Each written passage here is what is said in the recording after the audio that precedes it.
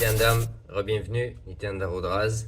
Dans la vidéo d'aujourd'hui, on parle de comment le SPH, comment Swamiji nous permet de comprendre l'évolution spirituelle, l'évolution de l'âme, l'éveil de l'âme dans le corps. Donc il y a principalement 3 étapes. La première étape, c'est une étape où on est dans un très grand doute, une très grande haine et un très grand déni de soi. Et dans cette étape, l'être ne croit en rien, il croit que tout est impossible et il continue, il vit de manière complètement inconsciente sa vie. Il fait en sorte que tous les schémas animaliers qui opèrent dans son corps, qui sont engrammés dans son corps et dans son ADN, se manifestent de manière libre.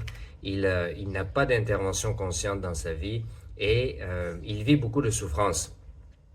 Ces souffrances, tranquillement, détoxifient son corps et son esprit. Et donc, à un certain moment donné, quand la souffrance est trop longue, l'impossibilité est trop grande pendant trop longtemps, à un moment donné, il y a une détoxification qui se fait et il passe au niveau suivant.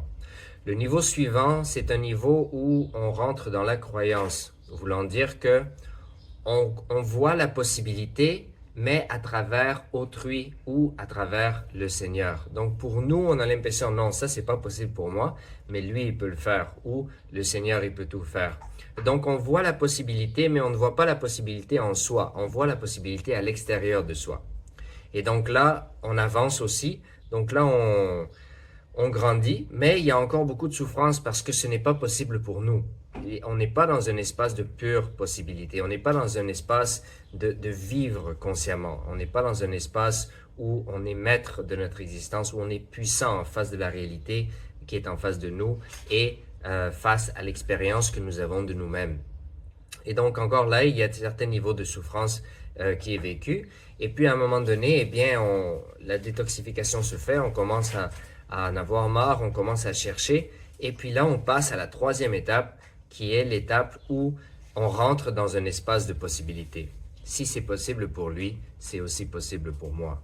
Et donc, quand on rentre dans cet espace de possibilité, c'est là où on arrive vers à la phase où l'être devient mature pour réaliser les vérités spirituelles profondes qui sont écrites dans les textes sacrés du Sanatana Hindu Dharma, que l'on ait la conscience que nous sommes ce Paramashiva, cette super conscience qui opère à travers le corps.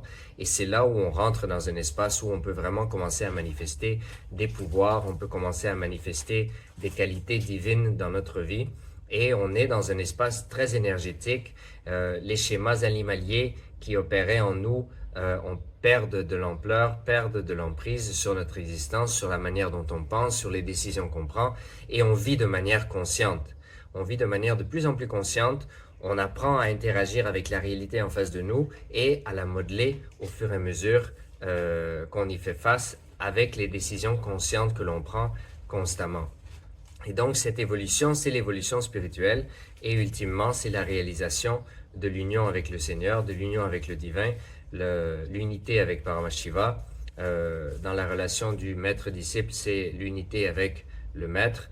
Et cet espace de la supraconscience, cet espace de Paramashivoham est expérimenté et on est constamment établi dans cet espace. On ne rentre plus dans des moments d'ignorance ou d'oubli.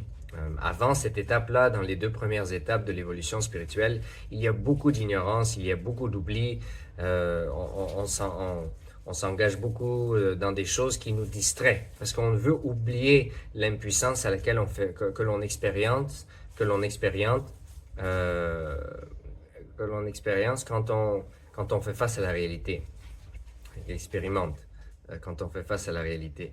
Et donc pour oublier, on se distrait.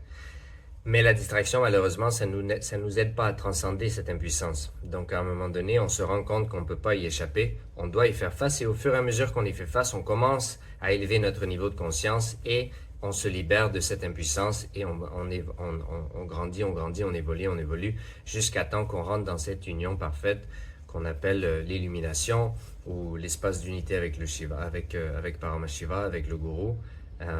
Et là, c'est la libération. Donc après ça, il n'y a plus ce cercle de la vie et de la mort. Parce qu'avant ça, on vit de manière inconsciente, on meurt de manière inconsciente. Tous les désirs qui sont pris en nous qui n'ont pas été accomplis, ils nous poussent à vouloir revenir en bas, revenir sur cette terre, reprendre un corps, continuer à essayer d'expérimenter ces désirs. Et puis encore une fois, on vit de manière inconsciente, on ne les manifeste pas, ou sinon on les manifeste qu'à moitié.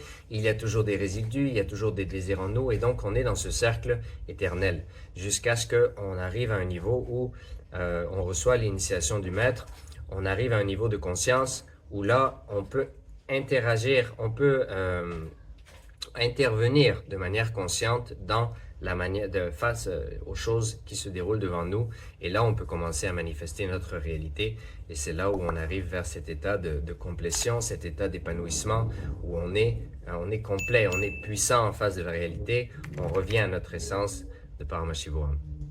Donc voilà, aujourd'hui je voulais partager ça, donc n'oubliez pas de vous abonner à la chaîne, mettez les notifications, et toujours je vous invite à amener votre soutien au SPH Swamiji, à la mission du Kailasa, qui est non seulement de protéger ce savoir, mais de le rendre accessible à tous ceux qui sont intéressés, afin qu'ils puissent reprendre le contrôle de leur vie, revenir dans cet espace de puissance, et qu'on puisse réduire la violence et la souffrance que l'humanité vit sur la planète Terre.